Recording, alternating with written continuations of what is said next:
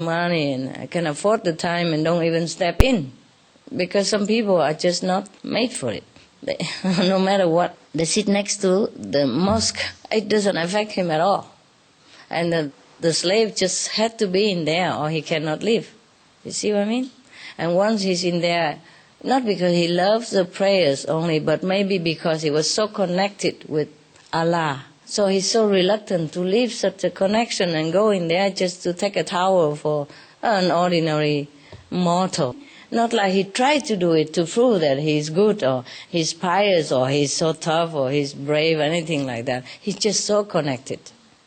Probably he meditates, very well in that time. So all he can do is answering. He cannot even move his body. Maybe his legs already no sense anymore. So it could happen like that. That he was sitting in prayer and he was deeply in samadhi, yeah? So his knees, his legs gave in on him. He cannot stand up. That's why he said the clever one wouldn't let me. Probably because he's so deep in samadhi, he cannot move his body yet. He did not do it on purpose. Only if you've been in samadhi like that, then you understand what I'm talking about. Some of you, right? To some certain degree. Sometimes half of your body is numb, sometimes the whole body. And you can see, you can hear, you can talk. But you cannot gain control of your body so quickly. So he must have been in a deep samadhi, deep state of trance.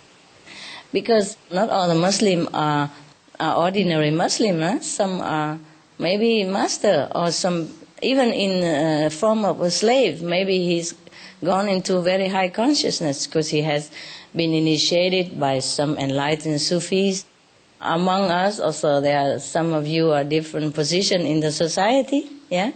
And sometimes you're working as a clerk or even cleaner in the hotel or anything, but you are high level and nobody even know. You are really virtuous and you're highly moral and you are highly elevated in spiritual splendor. Nobody would ever know. Because the real you is not the one who cleaned the floor. The real you is not the one who type on this computer every day. No, it's not the real you. So this slave could have been on a very highly elevated spiritual level, eh? Yeah, but his master would never know. I'm sure he treat him like a slave every day, and he don't care about that. He doesn't care how he's treated, because he knows his value. I'm sure he even hide it from the master. It's just at that moment, somehow, it's not planned like that. Probably he was in there and so deep in his prayer and meditation that he could not move. I'm sure he would not do that on purpose, trying to annoy his master for no reason. And probably this is not the first time he went in the mosque anyway. It just happened that day that the master find out because they were together going to the bathhouse. See, this guy, he's a servant only and he's so brave, huh? So everybody should learn from him, actually. At that time, servant is nothing, The master can kill you, can sell you, can punish you any way he wants. They treat servant at that time like a commodity, like a possession, like a piece of paper or your shoes or your clothes or sometimes even less. Yes, they don't dare to damage their clothes, because they want to wear it, but the servants sometimes they beat them up and treat them very badly, abusive. So for that guy to be so brave and answer back and forth to the master 7 times more like that, this is really something has been awakening him. So if the people in this world have this kind of bravery, I think we can all be saved and the planet will be safe. By the way, how is it going? You are in BIS? My sister's doing it at the moment. We're doing one more festival next week. Is he doing good? It's finished with something. Yeah, the amazing mountain. I told you. Very easy. Like in America, we could even do vegan hot dog. Very simple. In all these stadium where the football match or the school or any big festival, they sell like hotcake, I'm telling you. I was even thinking to go out and sell vegan hot dog myself. It's fun to see people eat what you offer and all vegan, and tell them, it's vegan, good for you. and watch them enjoying the food that you offer. And watch them, having one meal less of animals suffering. It's truly, you can see firsthand immediately the outcome of it. It must be very fun and happiness. Full of customers. Yeah. They are vegan hot dogs, very nice, all kinds. Oh, I don't know why people have to eat meat nowadays. It's wonderful to be vegetarian.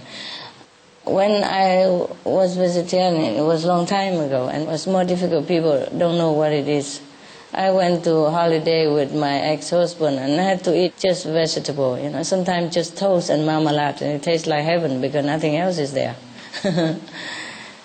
But nowadays you can go anywhere, people understand what vegetarian is. Before they don't know. If you ask vegetarian, they just give you a bunch of salad. And that's it. When you cook for us, you cook. Yeah, well, I cook, of course. It has to look good. So the people feel that, okay, vegetarian is cool, fun. I deliberately make it look good. Not just the food, but I decorate everything else as well, a different, little bit colorful and make it look fun. It should be like that in the family or when you have friends over or neighbors. When I was with my ex-husband, it's like that also. Candles and the flowers. It's not just the food that you eat. It's the atmosphere, it's the energy, it's the loving, ambience, yeah. Colorful and look festive. So I cook just very simple, but they look festive, or not. I wish you could see it in reality because sometimes the camera is not very good. I don't have light in the kitchen, not this kind of light. Yeah, I just cook sometimes under the neon lamp if it's late or if it's dark or in just natural light. Yeah, it depends on what time I cook. But the thing I cook is, you all can cook. It's so simple, It's just you like to do it. And then you make it colorful and festive. Then it looks like very, very inviting and it's fun to cook or to eat. They all like it anyway. Festive or not. They love it. Whenever I invite them in, they enjoy everything. Yeah, it's truly good also. It's not just talking about it because I put just right amount of things, and I make it look good. There was an African man from Morocco or something selling this thing, and he's old already. So he was laying on the bench like he's one of the tourists, and all his clothes were hanging on the wall of the beach. They separate the beach and the street. And I saw some, and I thought, okay, I'll buy some. Mostly if I see a man like that, I would buy something, if it's something that I could use. And sometimes I could not use, but I buy it and I give it to somebody else also. So I bought 5 of them. And he say 100. I was very surprised. So I give him €5 more. And he said, wow, thank you so much. Only €5. And he's so happy. So when I passed by him again, I took some biscuits from my car and gave it to him. And he said, oh, he was so dancing, so happy. Not because of the cake, I don't think, but because somebody's so kind. He said, oh, c'est trop gentil. I mean, you're too nice. And he, thank God, all over direction. Some people are so humble. They're grateful at any hand wave on the tip of the head because they have not been treated nicely. You see, if he so used to it, kind treatment, he wouldn't have reacted like a child like that. That's why I give it to him, because I know he appreciates it, and that will make him happy the whole day or many more days.